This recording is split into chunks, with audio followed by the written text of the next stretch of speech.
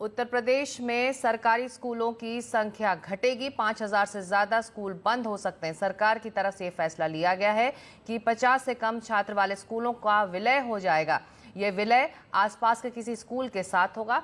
Class 8 तक के सरकारी स्कूलों के लिए आदेश दिए गए हैं। सरकार का कहना है कि पढ़ाई की गुणवत्ता बेहतर करने के लिए कदम उठाया गया है। वहीं शिक्षक संगठनों ने इसे लेकर विरोध जताया है। उनके कहना है कि शिक्षा के अधिकार कानून का उल्लंघन है। बच्चों के भविष्य के साथ ये अन्याय है। सरकार को चेतावनी दी गई है कि फैसला वापस लें वरना अदालत का दरवाजा खटखटाएंगे वो सभी। और रणवीर हमारे सहयोगी लखनऊ से इस वक्त जुड़ रहे हैं। रणवीर, सबसे पहले तो ये समझाइए, इस विलय को लेकर जो फैसला लिया गया है, क्या वाकई ये स्तर सुधारने के लिए है या फिर शिक्षकों की कमी है वहां पर इसलिए ये फैसला लिया गया है, या बच्चे नहीं आ रहे पढ़ने?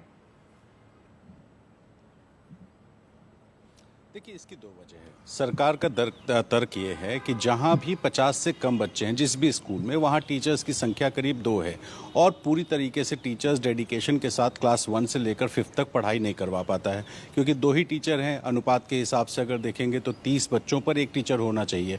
तो ऐसे में 2 या 3 टीचर्स 1 से लेकर 5वीं तक की पढ़ाई ठीक से नहीं करा पाएंगे और इसीलिए बच्चों को बाहर बिठा लिया जाता है, एक ही क्लास में बिठा लिया जाता है। तो ये नौबत ना आए, एक क्लास का बच्चे को एक ही टीचर पढ़ाए। ये व्यवस्था लागू करने के लिए ऐसे स्कूल जहां बच्चों की संख्या 50 से कम है, उन स्कूलों को आसपास के गांव में मर्ज करने का प्लान है।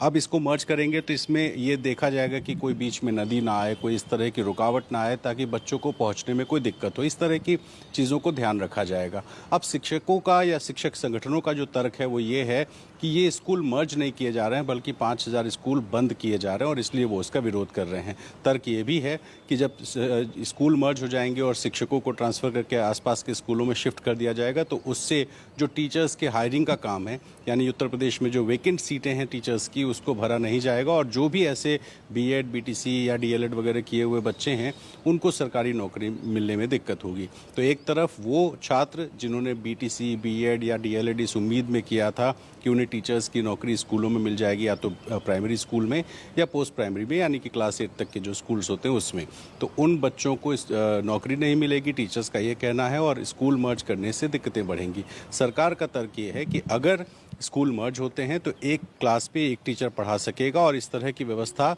सिर्फ उन स्कूलों के लिए जहां पे संख्या बहुत कम है, 50 से कम है। तो या तो जो टीचर्स हैं वो संख्या अपनी बच्चों की बढ़ाएं स्कूलों की, और या तो फिर वो मर्ज करने को तैयार रहें। तो रणवीर, कुछ अंदाजा 5,000 स्कूल पर असर पड़ेगा इस फैसले का। रणवीर, आप तो ऐसे में इस बात का अंदाजा लगाया जा सकता है कि ये विलय होगा तो कितने बच्चे इस 5,000 स्कूलों के विलय के बाद या इनके बंद होने के बाद प्रभावित हो सकते हैं, या फिर उनको शिफ्ट करना होगा दूसरे स्कूल्स में?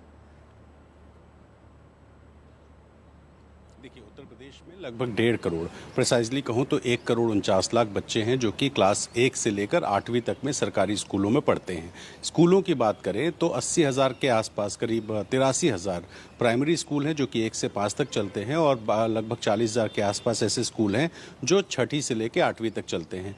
तो अगर 5,000 स्कूलों को अगर ख़त्म किया जाता है, जैसे लखनऊ में लगभग 450 इसके आसपास स्कूल हैं, तो वो जो बच्चे हैं वो 50 के आसपास की संख्या होगी।